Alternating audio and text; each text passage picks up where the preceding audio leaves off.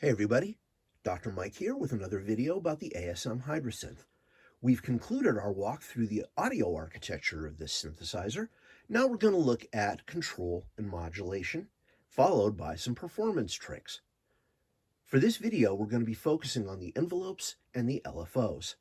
These are the main pieces of the modulation architecture that are still available as modules out here. And once we've covered those, we will get into the actual modulation and macro structure.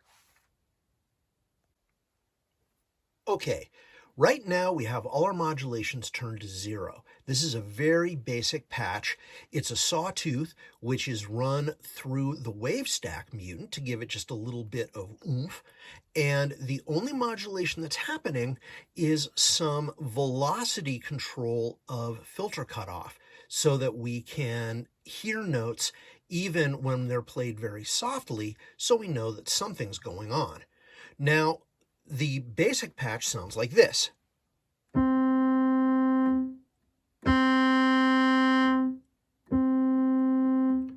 There's that control of filter cutoff with velocity, and you're also noticing that it has a very basic envelope. It turns on, it goes for a while, when you let go it turns off, and there's a very short release. Now, what we're going to do is mess with the filter envelope while leaving the amplitude envelope the same, so you can hear the effects that each stage of the envelope has, right? Okay, so here's our envelope. There are 2 pages of parameters that we're going to be looking at, and first the obvious ones, the various stages of the envelope. So right now, as you can see, we have this standard envelope with immediate attack and sustain all the way up and a short release. I'm continually tweaking at least one parameter or another, because if you leave the parameters alone for a while, the envelope display goes away and we get the patch title back. So please forgive me. Okay, so we have attack, which is fairly standard. Attacks go up to 36 seconds, so you can really have some fun there with long, slow pads. Then there's a delay section, which actually delays the onset of the envelope. So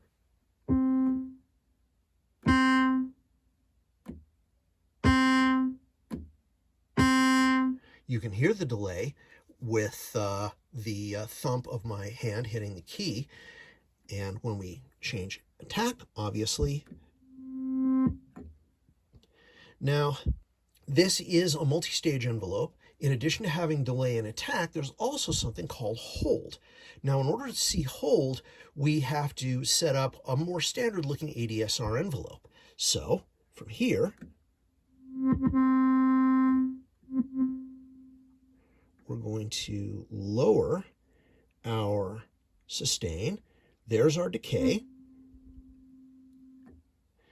And then hold allows us to hold the maximum level for a while.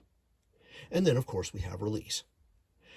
These envelope stages can all be synced to BPM. If we turn that on, what you'll discover is now, instead of having times, each section has a value, except of course for sustain, that is based on the beat. Anywhere from a 64th note triplet all the way up to 64 measures.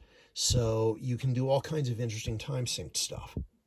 Now, the second page has the ability to change the curve of the attack, like so, and the decay. It also has the ability to control legato behavior, reset behavior, which only allows the envelope to re-trigger if you run out of voices and you're re-triggering. Free run lets the envelope run to the end no matter what. The release curve over here works the same way as the attack and decay curves. And this is envelope loop, which says how many times the attack, hold, and decay will repeat before the envelope finishes. Right now we've got the loop set to 3. So let's set up a reasonable sound. We'll turn the hold down for right now, so we just have a sort of a long ping, and it sounds like this. It's a little bit lower than that.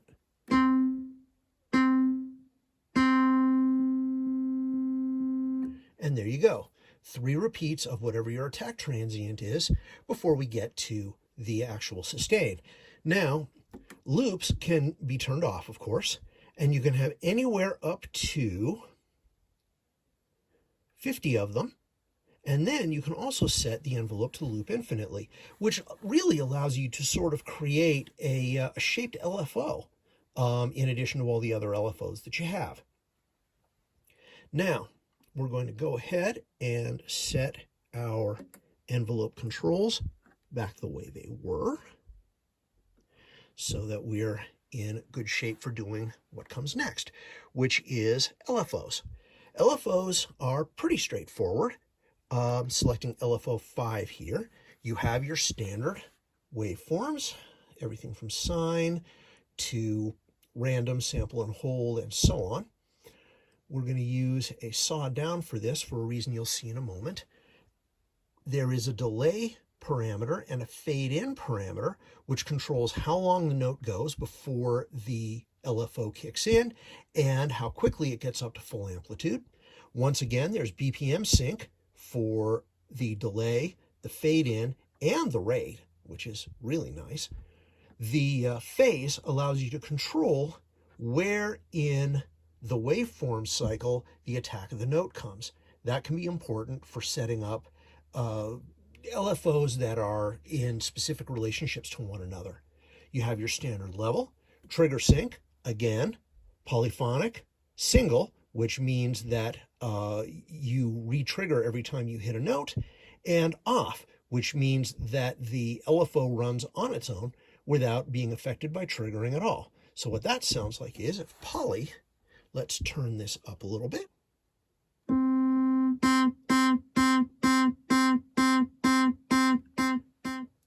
Okay, now, if we play multiple notes,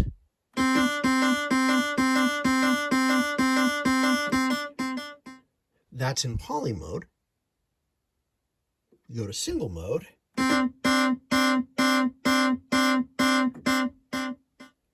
The difference is pretty obvious, and you'll use different modes depending on where in the patch you are and what you're trying to accomplish. On the second page, there's smoothing, which allows you to cause a little bit of delay and transience, so you can get something like this. Rolls off these sharp very nicely. And one shot allows you to trigger an LFO when you play a note, and then it doesn't re-trigger. So again, that can be used as a sort of a primitive envelope. So we've got LFOs that act as envelopes, we've got envelopes that act as LFOs, dogs and cats living together, total chaos. That's going to do it for this part of our tour. We'll be back next time and we'll actually dive into the modulation and macro structure and start taking a look at the ribbon controller. Please keep in mind that the basic patch we've laid out is going to get used again, so you might want to refer back to this video if you have any questions. Until then, please remember to subscribe and like this channel, and to learn more about the Hydrasynth and all kinds of other stuff, head over to musicplayernetwork.com, where there are forums and threads on everything from keyboard performance to studio setup. We'd love to have you there. That's going to do it for now. In the meantime, stay safe, stay sane, and stay connected.